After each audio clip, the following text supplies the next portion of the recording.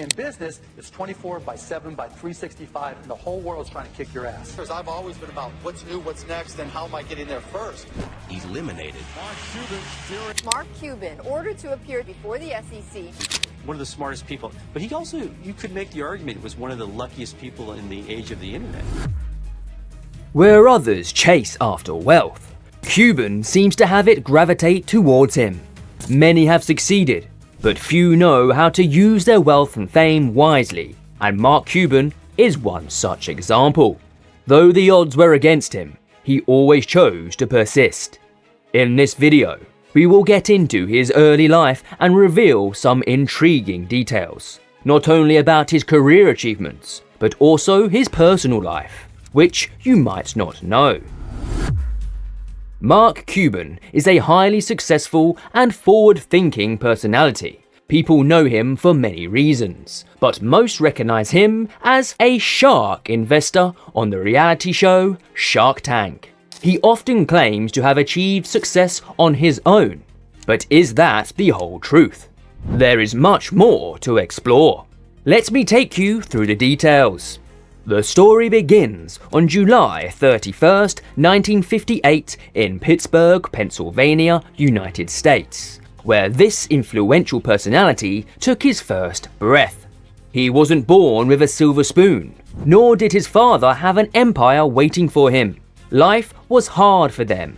His father, Norton, spent nearly half a century working at a car upholstery shop. His grandfather, Morris Chobaninsky, emigrated from Russia and supported his family by selling merchandise out of the back of a truck.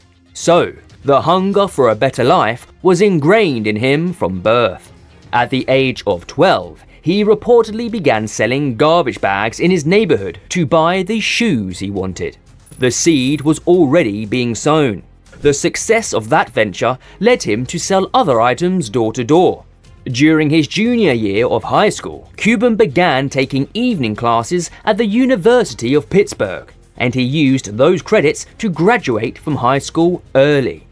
After his freshman year at Pitt, he transferred to Indiana University to pursue a business degree.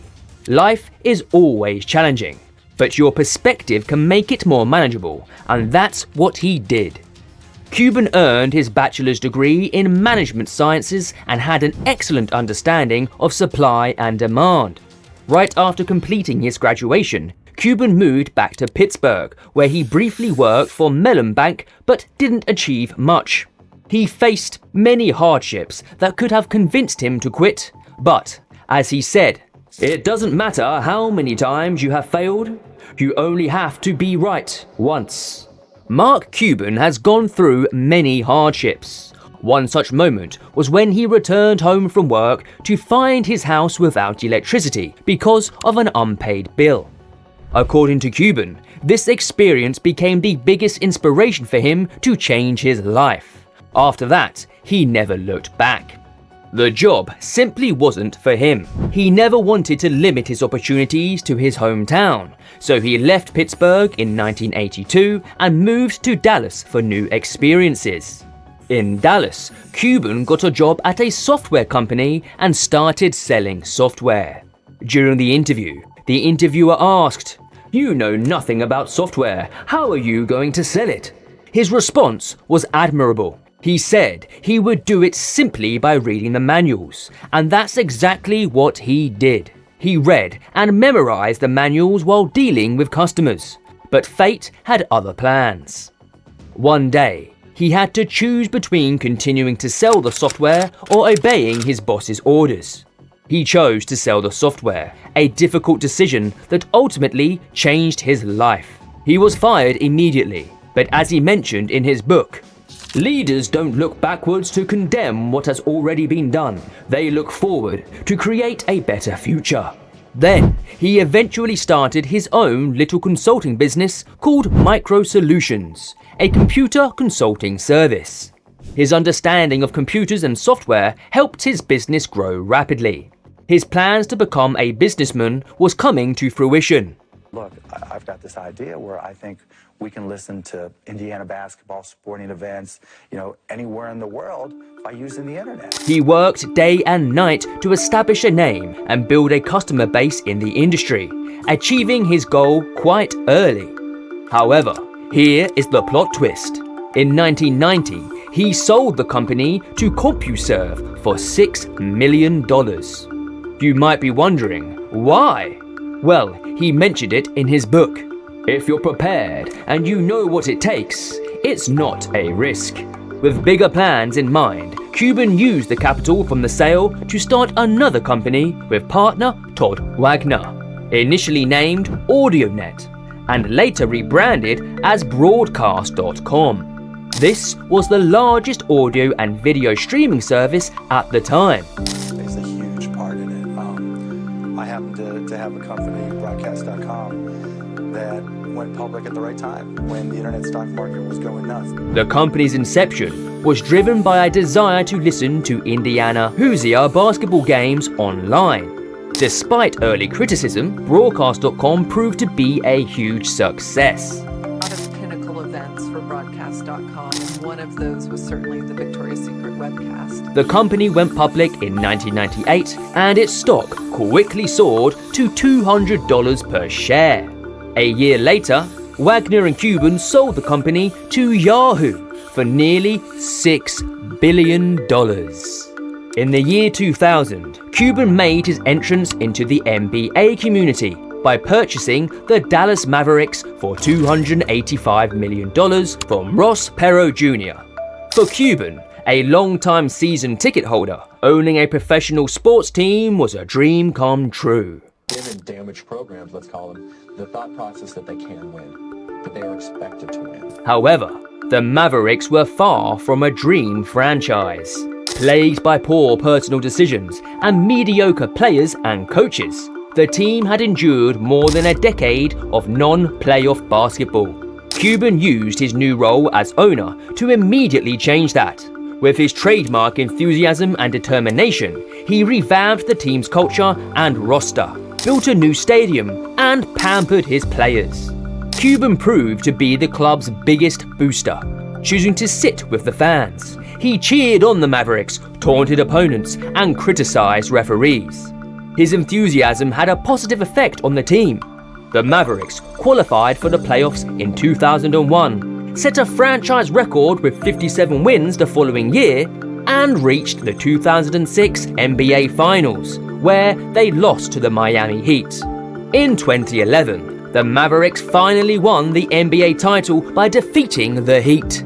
Cuban also brought a touch of innovation to his ownership of the team. He was the first owner to launch his own blog, a dynamic mix of his tech insights and thoughts on NBA basketball.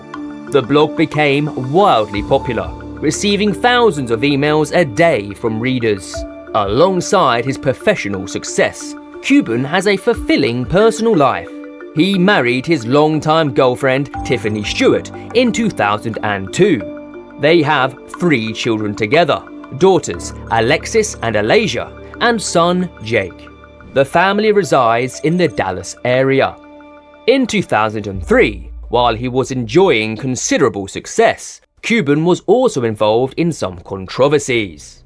Online and off, he is an unfiltered force of opinion, a bombastic personality amongst the otherwise reserved inner circle of NBA ownership.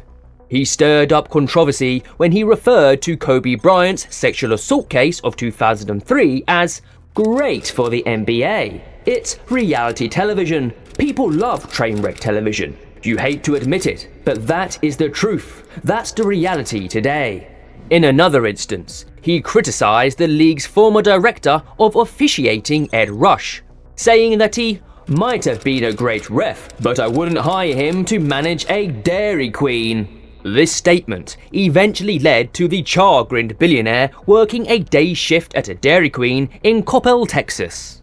In 2004, Cuban attracted the attention of the Securities and Exchange Commission, SEC, which charged him with insider trading relating to an internet search engine website. Cuban claimed his innocence, and in July 2009, the case was dismissed.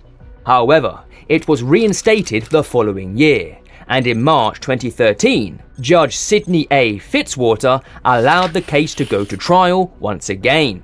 The trial began on October 1st, 2013, but later that month, a Texas jury officially cleared Cuban of all charges of insider trading. Things took a troubling turn when he made comments widely perceived as racist. On the subject of bigotry, he stated, "If I see a black kid in a hoodie on my side of the street, I will move to the other side of the street." Cuban then explained that he tries to always catch prejudices. He later expressed remorse for his comments, stating, "I didn't consider the Trayvon Martin family, and I apologize to them for that." He also tweeted, "I have my failings, but a racist I am not." Cuban faced many other problems around that time when a Sports Illustrated report revealed allegations of sexual harassment and other forms of misconduct within the Mavericks front office, prompting the team to open an internal investigation. In March, an NBA spokesperson stated that the league was reviewing an alleged incident of sexual assault involving Cuban from 2011, which had ended with prosecutors deciding not to press charges at the time. His greatest achievement is yet to be discussed. He leveraged his wealth to gain fame by starting his own reality show. Mark Cuban made a significant impact in the high-definition TV market, with the launch of HDNet, which later became AXS TV. He also ventured into reality TV, creating his own show, and at his young daughter's suggestion, joined Dancing with the Stars in 2007. In 2011, he began his ongoing role as a savvy investor on the popular show Shark Tank. Cuban's business acumen also led him into film and television production when he acquired the Landmark Theatres chain and Magnolia Pictures in 2003. He served as an executive producer for critically acclaimed films like Good Night and Good Luck in 2005 and Akeelah and the Bee in 2006. Cuban further enhanced his celebrity status with guest appearances on TV shows such as Entourage and The League. In 2015, he appeared in the Entourage movie and took on a playful role as US President Marcus Robbins in Sharknado 3. Always keeping up with the latest trends, Cuban launched a social media app called Cyberdust in 2014. True to his outspoken nature, he entered the political conversation during the 2016 presidential election, boldly claiming he could defeat both Hillary Clinton and Donald Trump. However, by July 2016, he decided to endorse Clinton. In April 2020, with Joe Biden emerging as the likely Democratic challenger to President Trump, Cuban once again hinted at the possibility of running for president himself. This is how things turned out. But there's another discussion to be had, though we'll save that for another day. And until then, stay tuned.